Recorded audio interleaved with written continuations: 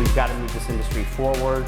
We have to break down the silos between developers and designers and contractors. Like, we're literally designing and building and shaping communities and the planet.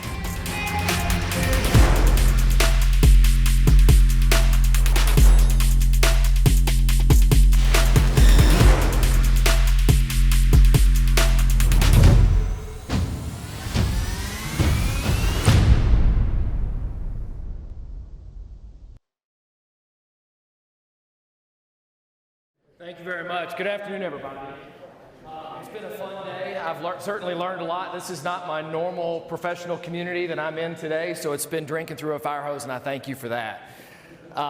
Really quickly, this is a brand new brand, and so what I thought I would do is introduce it to you. And the reason I know that you don't know of it is because I think we just went public with it about 48 hours ago. So it's brand new. It still has new car smell. The Alpine Intel brand is actually the merger of two companies. One, a legacy business that I come from called Donan Engineering in the marketplace. You may have heard of that brand if you've been involved in property insurance at all in your career. And another brand called Consolidated Claims Group out of Charlotte, North Carolina. I divested the majority share of my business, the Donan brands, in December of last year, brought in New Mountain Capital as a financial sponsor for us, and have taken on the role as executive chairman for that new business called Alpine Intel. So I tell people today, I'm a recovering CEO. And it feels great to say that, by the way. I've been a CEO for 15 years plus and worked in this business for more than 20 years. It's been a fabulous career, but I'm grateful now to be in a different role and a different capacity. The business has over 500 W-2 employees and 2,000 plus licensed technicians around the United States. They're both HVAC technicians and licensed electricians. There are 6 operating businesses here. There's a forensic engineering business with almost a couple of hundred licensed professional engineers residing all over the United States. We've got about 100 or so licensed and certified fire investigators. We've got a laboratory we call our component testing laboratory. You could think of that as being the genesis, or the merger rather, of Underwriters Laboratory, UL, and Consumer Reports, which is testing the products in your homes, giving you advice on what to buy, what not to buy, comparative features and functionality amongst a suite of products. We do this for forensics. We also have a logistics business. We're actually shipping around evidence across the United States, because in a property forensic claim, that piece of failed wooden truss is worth the same as a shell casing in a crime scene. Evidence is evidence is evidence in a legal venue, and it all has the same level of integrity that must be met. Those standards must be met. So we have a business dedicated to do nothing other than pick up a water heater, a dishwasher, a broken wooden truss. It's a business that just does that. We've got an HVAC investigation business, and we've also got an electrical or equipment diagnostics forensic business called Strike Check. These businesses in aggregate are doing about 110, actually just over 110,000 property forensic investigations per year across the United States. That's in the absence of a big Hurricane Ian circumstance, which is going to generate a surge for us. So it'll be interesting in 12 months what I'll be able to report that volume as, but we're definitely going to see this artificial peak in our volumes. We do it in all 50 states, and our customers are literally all 20 of the top 20 largest residential and or homeowners insurance carriers in the U.S. So State Farm, Nationwide, Farmers, Liberty Mutual, USAA, all those brands, as well as about 8 of the top 10 largest commercial insurance carriers. So Chubb, Zurich, et cetera, et cetera. Okay, that's the business, that's the background I come from. A little bit about me personally. Look, you're strangers to me and vice versa, right? So just a half a second about who I am and where I come from. I live in Louisville, Kentucky, married to a great woman named Andrea. We have 3 wonderful children, a dumb inbred dog that we got during COVID, like many of you all. We do dumb things. But anyway, my background starts with Vanderbilt, Colorado School of Mines, mining engineering, some executive education, and then a career running a forensic engineering business. Now that I'm a recovering CEO, I'm also the founder and operator of a Insuretech and Proptech investment and advisory business called Room and Pillar, and I'm up to today 10 active investments that I'm involved in both Proptech and Insuretech, and we'll get to that in just a second. A little bit about me personally. I'm a huge outdoors guy. I love to climb and hike and mountain bike. And so thank you for bringing me to Asheville. It's a great place for all those hobbies, except I'm pissed that I can't go mountain biking and enjoy what's right here at our doorstep today. But nonetheless, you know, a little bit about me. So, thinking about this opportunity to speak with you, I thought, what in the hell is the proper definition of PropTech? And I was thrilled that it's a really simple definition. At least several that I found online were like one sentence. And then naturally you go to find what is the definition of Insuretech, and it's clearly written by an insurance lawyer. Right? Like, it's not simple, it's not succinct, it should be, it is not. But I did bold and italicize the parts of Insuretech that at least I lean into, which is AI, blockchain, cloud computing, big data. It's the ABCs, and I think that would be the same if we said, what are the places we find emerging technology happening in the built world or PropTech, right? So very consistent. Now, one thing I like to tell people is that the interests of an insurance carrier and the architect, the engineer, the contractor, the developer, and the owner, and the people that maintain properties are aligned. This is not a combative relationship. No insurance company wants you to file a claim. You don't want to file a claim. You didn't wake up this morning hoping that your property was going to flood, that your roof was going to have a problem, that you were going to have a fire. Your interests are perfectly aligned with your property and/or general liability insurance company. And so just think for half a second, what is it that you're doing in whatever market you're in, whatever constituent you're serving? What is it that you're doing? What piece of data do you have about the building assets you are touching that would be valuable and useful to a property insurance audience? And that's actually the whole thesis that I have around this merger or this overlap between PropTech and Insuretech. It is that someone said, I think it was, what was her name? Was it Sarah who was talking about how slow this industry is to adopt technology? You all are moving like a jackrabbit compared to property insurance. You're moving at like warp speed compared to property insurance. So they are inherently risk adverse. They're incredibly complex to sell into in terms of innovation. And so you're way out in front. And I'm trying to ask the question, what is it that you're doing? What information do you have? What technology are you leveraging that we can borrow and deploy into insurance? And by the way, if you're an entrepreneur, you're an innovator, you're a startup, and all you're doing is thinking about PropTech as your TAM, and all of a sudden we can figure out how to leverage that same service or IP in insurance, what just happened to your TAM? So we can transform the value of businesses by being able to leverage them in Insuretech if they come from PropTech. When I think about insurance, insurance is an incredibly big industry and it's inherently complex. To make things simple, I only want to talk about property and casualty insurance. So we're not talking about warranty insurance programs or health or life or liability, but the US P&C market is damn big. Real big. $843 billion, and it's growing. That's a big, big, big industry. All right, let's talk about property insurance for half a second. And I realize this is like super academic, and I promise I'll get through it quickly. But a lot of people in insurance don't even understand how an insurance policy actually comes to be and how it works. People that live in insurance don't understand this stuff. So if you can get through this and actually get it, then I think you're going to be very valuable and savvy for the rest of the conversation. All right, insurance starts with marketing.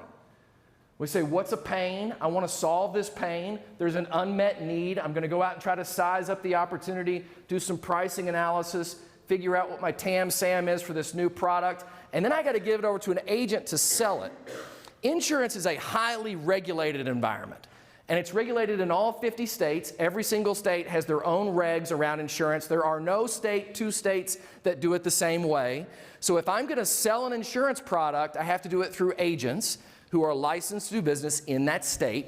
That's over here to the upper right-hand corner.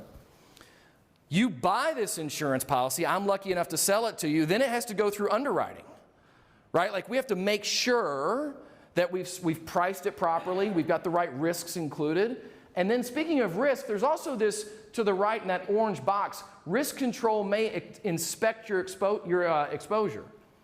So especially if you have a really interesting complex risk or your high value risk, then somebody's probably gonna come knock on your door and say, hey, can you show me, do you have a fence around your swimming pool? Do you have a trampoline? Is there a tree house? Where are your fire extinguishers, right? Tell me about your appliances. How old is your water heater? Tell me about the condition of your roof. Like, these are interesting questions that somebody's gonna come ask you. Then they're gonna take all that money and they're gonna invest it. Like, they don't just hold it. Nobody puts it in a savings account. Basically, an insurance company is like a big investment bank, right? All that money goes out to earn returns. That's where that cash goes that you give them. Nobody wants you to file a claim, but they're built so that you can, and people do. And when I do file a claim, for sure I'm gonna conduct an investigation. I have shareholders I have to report to. There is due diligence that goes in these claims. So we're gonna do an investigation. One thing that's not shown in here at about the 7 o'clock dial is I may subrogate that claim, which means I'm gonna go ahead and pay you whatever the damages are, and then I'm gonna go ahead and turn around and say, hey, by the way, knock on the door of a manufacturer and say, hey, by the way, you caused this claim, now you owe me the money that I paid you. That's subrogation, right? The whole thing is supposed to feed back into each other in this continuous loop, which, by the way, doesn't exist. Everybody should know that these insurance businesses are siloed organizations, and they actually make fun of each other, and I'm not exaggerating, right? So the agents are the ones that bring in the cash, the underwriters are the ones that are supposed to protect the cash, and everybody hates the claims people. Why? What do they do with the cash? They give it out. So where can Proptech help? Where can you help? I think you can help by just telling me more about that property. How did you design that property? How did you build that property? By the way, does your insurance company know anything at all about how your house was built? Where's the VIN number on your house? Can anyone show me the VIN number on their house? Because one thing you need to know about insurance is auto insurance. By the way, we all watch TV, right? And we all see these insurance commercials. What are they selling you on TV? Mostly car insurance. Why? Well, first of all, it's way more profitable than your homeowner's insurance. And secondly, if you give me a VIN number and your driver's license number, I now have all the structured data I need to accurately assess your risk. But where's the driver's license number that shows me how risky you are inside your home? And by the way, where's the VIN number of your home? They don't exist. There is no structured data around property. You can help. By the way, what mitigations were done against fire and water and wind loads? What kind of roofing material do you have on there? Because by the way, they're not all the same, and most of us in the United States live in parts of the country that have hail. We'll talk about hail in just a minute. Do you know how that property's been maintained?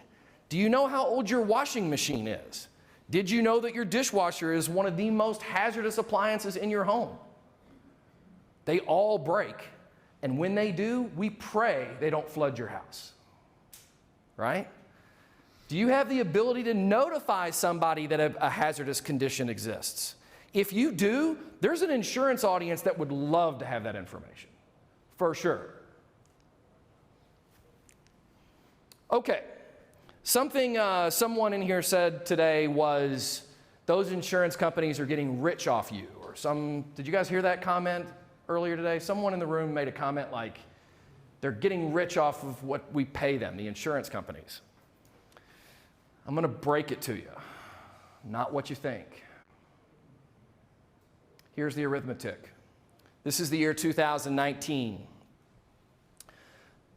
It's a percentage of all the premium that comes into the aggregate insurance market in the year 2019.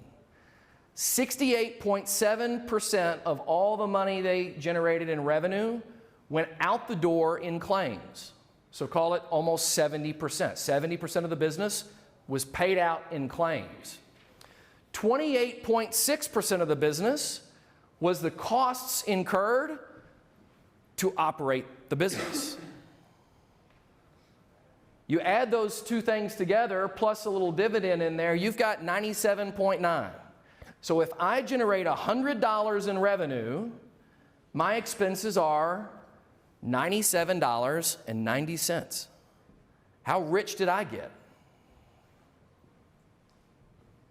It's not that awesome. It's not what you think it is. And by the way, this is a pretty typical year. Let's look at it over a 10-year period. Because everybody thinks that insurance companies are getting like filthy rich. But this is a really crappy business. And so 100 means I break even. If the number is greater than 100, I lose money. If the number is less than 100, lucky for me, I actually generated a profit, a positive return. And over the 10-year period from 2008 to 2019, it was a bloodbath. And ladies and gentlemen, the data that I'm not showing you here is the number by frequency, the number of companies that actually made money versus the number of companies that lost money. It is not 50-50. Most of the insurance carriers out there lost money over this 10-year period, and it was only a handful of those that did make money that offset those that lost money. It's a really nasty business.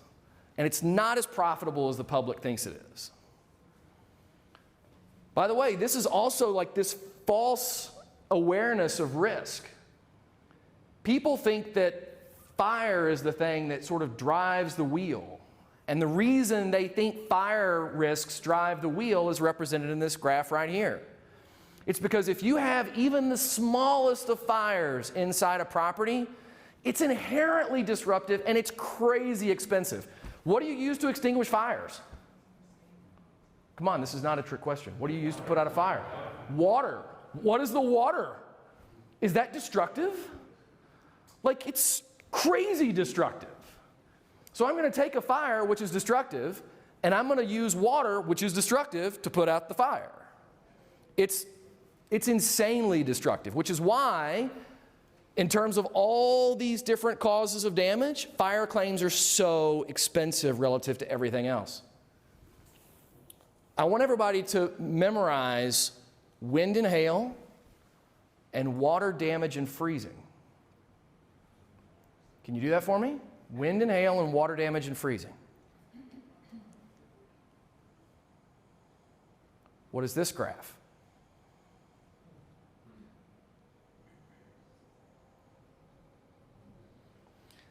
Now this one was how much does an average claim cost? But this one is how often do they happen? Ladies and gentlemen, it is not hurricanes and earthquakes that are driving this industry around. It is not. It is not wildfires. People ask me all the time, they're like, hey, there was this really nasty wildfire in California. I'm like, yeah, that sounds like last year and it'll be just like next year. By the way, is that like really big for your business? I'm like, hell no. Because how many houses have to burn down to equal one massive inland flood? You'll never burn enough houses to move the market. You're never going to have wildfire big enough to replicate a flood or an earthquake or a large hurricane. Just doesn't happen. You know what moves the market? Hailstorms, windstorms. Viciously moves the market. And that other thing that really moves the market that I think this industry can really help insurance with is water. Like most people I know have never had a fire loss, thankfully, right? Your house is not burned down, thank goodness. But how many of us have had a water loss? How many of you all have had something in your house break, whether your toilet overflowed or an appliance leaked, and you've been like, crap, I gotta file a claim? Like, it happens all the time. And so that's what's driving insurance. It's wind and hail and interior water. It is not catastrophes. But let's talk about catastrophes. Why not? They're fun. By the way, we just had one, right? And we're going to be dealing with it for a really long time because this was not a small catastrophe. This one was big. In a few minutes, I'm going to show you this archaic old model that talks about post-catastrophe claim dynamics. But before I get to that, let's just talk about some old data. I apologize, it's dated. I'm not going to pay for this stuff, so I grab it off the web, and Munich Re hasn't published this since 2019. It doesn't take a rocket scientist to see this sucker's going up and to the right. These are what we call loss events. By the way, what the hell is a loss event? Over in the right-hand corner in the red box, I've circled it for you. It means that there was a fatality and or you had a loss greater than or equal to 100,000, 300,000, a million, or 3 million, depending upon some World Bank definition. Blah, blah, blah. The graph is going up and to the right. This should be the time when you're looking at this going, that makes sense to me. Because as long as you've been breathing in the last several years, you know that global climate change is a real thing. I'm not going to be political and talk about what's causing it. That's not the point. I would say to you that you'd be kidding yourself if you think global climate change is not real and it's not having an impact in the world we live in. This data sort of suggests that that statement is true. We all in agreement on that? Just basic point? Fair enough? The problem is, that's the real data. This is just loss events, meaning every single storm counts as a unit of 1. Not all storms are damaging. If you have a hailstorm in the middle of a field, not many people care. So we have to be focused on the economics of the climate and the impact being driven by climate change, and it's a crazy, chaotic story. What's that big spike in 2005? Yeah. It's insane to think about how big Katrina was relative to everything else any of us in this room have experienced. Then you've got 2008, 2012, big storm years. What year was Sandy, Superstorm Sandy? I think it was 12, right? Yeah. 2012 was Superstorm Sandy. 2017, there were 3 hurricanes, Irma, Maria, and anyway, those are 3 hurricanes that happened in 1 year that caused that spike in 2017. By the way, convective storm events. Convective storm events are things like windstorms, hailstorms, and tornadoes. So again, you don't have to be the rocket scientist to say, oh yeah, they're increasing in frequency, but it's definitely a chaotic story. It is not a predictable story. In fact, one of the things that I know this year, which is not reflected in this data, is that it's been a crazy active storm season. It's just that all the severe weather hasn't hit any real population, which means that all this data is going to be artificial the way we interpret it. We're going to say, oh, well, it was a really quiet year. That's not true at all. The climate in North America this year has been insanely active. It just hasn't been active in places where there are large amounts of population density. So it's a complicated story. By the way, if you go back to the 10 most expensive catastrophes in the United States, Katrina, Sandy, everybody can read. How many of those are hurricanes? Uh-oh. Oh, it's back. That one's dead. So they're mostly hurricanes, right? How many of them are earthquakes? And when was the last time we had a large earthquake in the United States? Look at the screen. 1994, the year I graduated high school. You know, here's the reality, folks, is that time waits for no one. And I've been in the industry of property claims forensics for 22 years. And if I meet somebody today who's still in the industry that was working the earthquake in Northridge in 1994, we call them a dinosaur. And so the problem here is that the people that had the expertise on how to investigate earthquake damages, guess what? They gone. They're not around anymore. So all of these are hurricanes, right? And we just had a big hurricane in Florida, super damaging. The good news is there's plenty of talent in the United States, no matter how you want to quantify talent, about dealing with hurricane damages. Why? Because we have them. We have them. It's rinse, wash, and repeat. What we don't have are big earthquakes. And so I realize that this is kind of a nuts thing to say, but I'm cheering for more frequent earthquakes that have lower intensity, right? I don't like the notion of just waiting for the big one. That's a bit scary for me. And by the way, like, this is as of the most current USGS long-term hazard map. That's it. I pulled it up like 30 minutes ago and dropped it in this slide deck for you.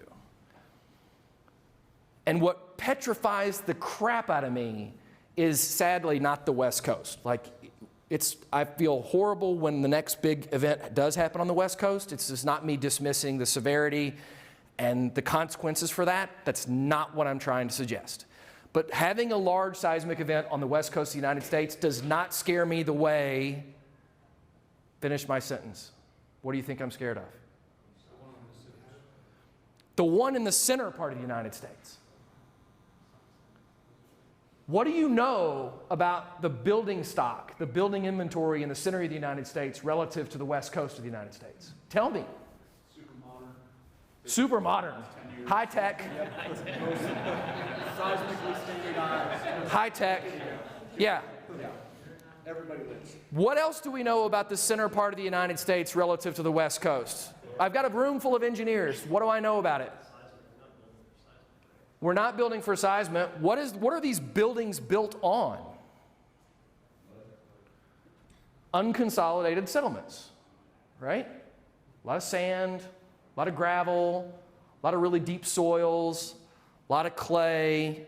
What do we build on in the western part of the United States? A lot of rock. We don't have to go down as far to get right on rock. What scares the hell out of me is not just the quality of the construction, the age of the construction, the materials used in the construction. We just had a conversation about how awesome this stick-built, unreinforced masonry stuff is that we've been using for 200 years. Where's all that? It's right there in the center of the country where the greatest risk is. I'm petrified. By the way, when the big one does happen, I'm done. I'm retiring that day. I'm out. Key takeaways. If I had an hour, we'd go into each one of these. Global climate change is definitely real, but I have a really hard time taking the story of global climate change and relating it to Hurricane Ian. That's just not how the climate works. And so I'm really advocating that we don't celebrate media or other people who say, well, that damn hurricane was caused by global climate change. It's not that simple. That's not how it works. Hurricanes, floods, and earthquakes are definitely the most devastating of all disasters. However, it's the stuff that's not sexy, hailstorms and interior water, that's driving the business. It's not the catastrophes. By the way, these damages vary in severity from like silly obvious to things that are absolutely non-existent, but yet people file claims over, and I'm going to show you that in a few minutes. That is very complicated based upon severity, duration, strength of construction, quality of construction, how old is it, how good of condition was it in. And property claims are often driven by human behavior, not the storm itself. I'll show you that too. Why not pick on somebody? It's fun. We got to pick on somebody, right? We're safely up in North Carolina, so let's throw mud at Florida. Why not? By the way, they deserve it. Don't feel sorry for them. They worked really hard to get here. And it didn't happen overnight. It took a long time to screw up a market the way that they've done in Florida.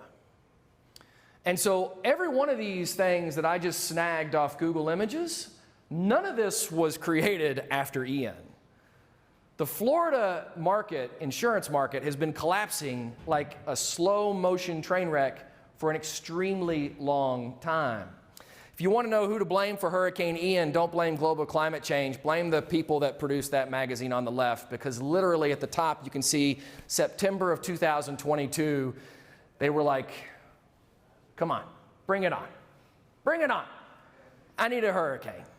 And we got one. We got something we weren't even remotely asking for. Over on the right, in that key insights right there. By the way, again, this is stuff that existed before Hurricane Ian.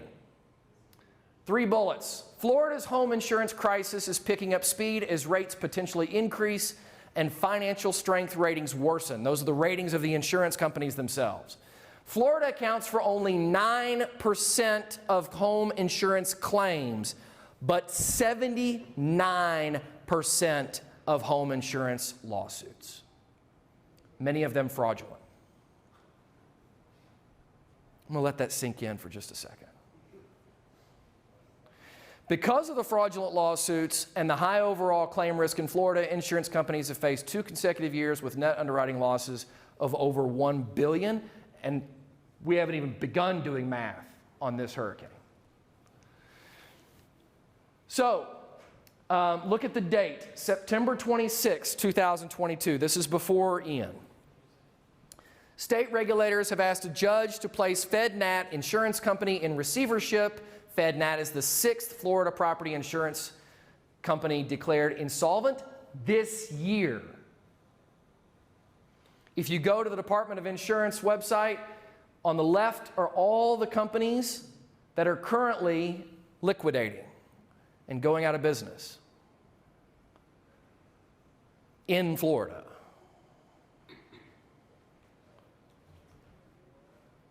Now, that date is September 26. Next slide. What's the date there? September 28, 2 days later. Insurers temporarily blocked from dropping policies. Florida Insurance Commissioner issued an emergency order today that will temporarily prevent property insurance insurers from dropping customers in the aftermath of Hurricane Ian. No insurer under the Florida Insurance Code will be allowed to cancel or non-renew a policy covering a property or risk between September 28th of this year and November 28th. The order also temporarily shields homeowners from losing policies if their properties are damaged. Insurers will be barred from canceling or non-renewing policies for at least 90 days after the homes are repaired. Let me ask you a question. How many of you enjoy being told what to do? Who in the room enjoys having someone unsolicited walk up to you and tell you what you're going to do? Anybody? So how exciting is it then to be in an industry where you get to go to work one day and in your inbox is an email that says, congratulations, today you no longer get to do what you used to be able to do. The rules have changed. And starting today, you no longer have discretion. You no longer have choice. You no longer have the legal right to operate your business in a free market. That's basically what they went to work that day and got in their inbox. So there's this thing in Florida called Citizens. By the way, the state of Florida did not concoct Citizens out of thin air. They actually borrowed it from Louisiana. Another great place to, learn about property and the performance of the insurance market. So the people of Florida said, look, we've got a problem with insurance, and we don't know what to do about it. So we're going to create a state-owned insurance company. We'll call it Citizens. And it's going to be paid for by everybody who lives in Florida and pays property taxes in Florida. So it's a socialized insurance business. Second paragraph, although the companies requested a 10.7% increase on home insurance policies, they want to charge 10% more than what they've been charging. The state said, no, we're not going to let you do that. We're only going to let you increase rates 6.4%, which means they can't break even, which means they're going to intentionally lose money. Who's going to be on the hook for this company operating in the red? Who owns Citizens Insurance Company? The taxpayers do. So who's going to be on the hook for the debt that this business generates? The taxpayers. So they're literally subsidizing each other's bad behavior. A major hurricane striking Florida could have devastating effects, and so it did. All right, Citizens Insurance Company now, before the hurricane, had just over 1 million policies in force. 1 million people in Florida can literally get insurance nowhere else. They can't buy insurance anywhere else other than getting it through a state-owned, subsidized insurance company called Citizens, which, by the way, is losing money at an incredible rate of speed and has for many, many years. So you tell me how this story is going to end. Before you do that, I know I've only got a couple of seconds left. What I wanted to do was show you what happens. I told you that human behavior actually is very important to understanding claim dynamics as much, or if not more, than the weather. Yeah, can you all see that? So this is a storm in Knoxville, Tennessee in 2011. And what I'm going to do is just turn on a movie player, and every one of those dots represents a claim for damage.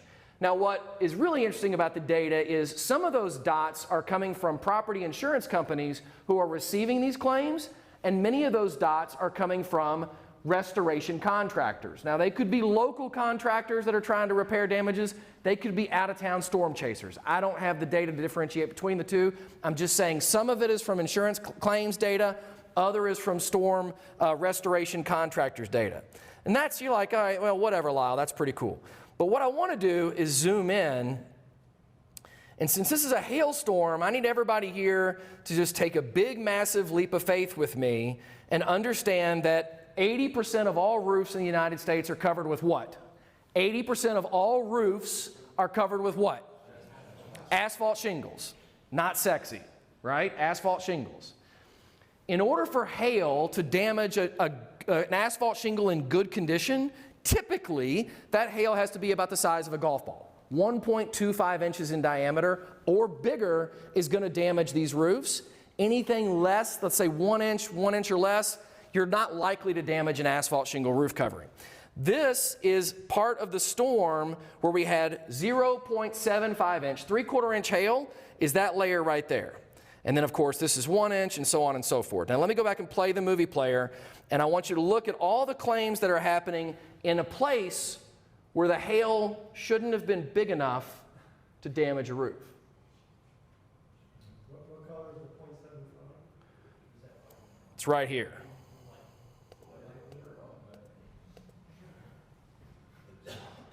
Now, what's really interesting, and if I go like 60 seconds more, is that cool?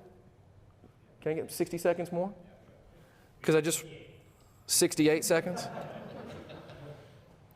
So you know what's really interesting? What's going on in the center of the screen? Now that's a part of this storm that should not have produced damaging hail. What's going on in the center of the screen? Is that storm-driven behavior or is that human-driven behavior? You know what's fascinating is this is the area where it's happening right here. Just watch.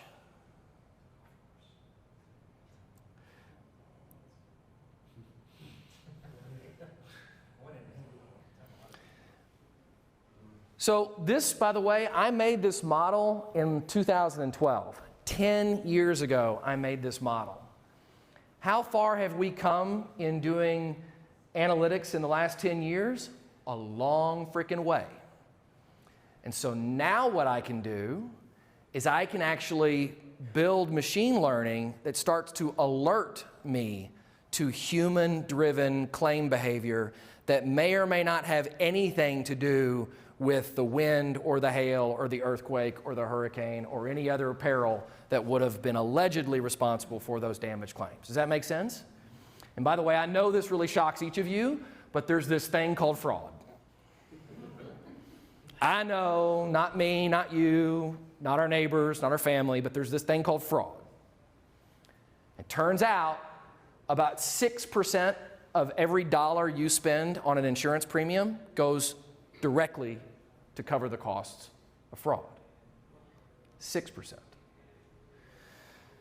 What's awesome is, fast forward to the year 2022, I'm getting really sophisticated models that if I can identify one instance of fraud following a storm event, there are themes, there are trends, there are behaviors, and I can build predictions around not only where will fraud happen next, but even going so far as to predict who may be doing the fraud. And with that, I appreciate you guys. Thanks.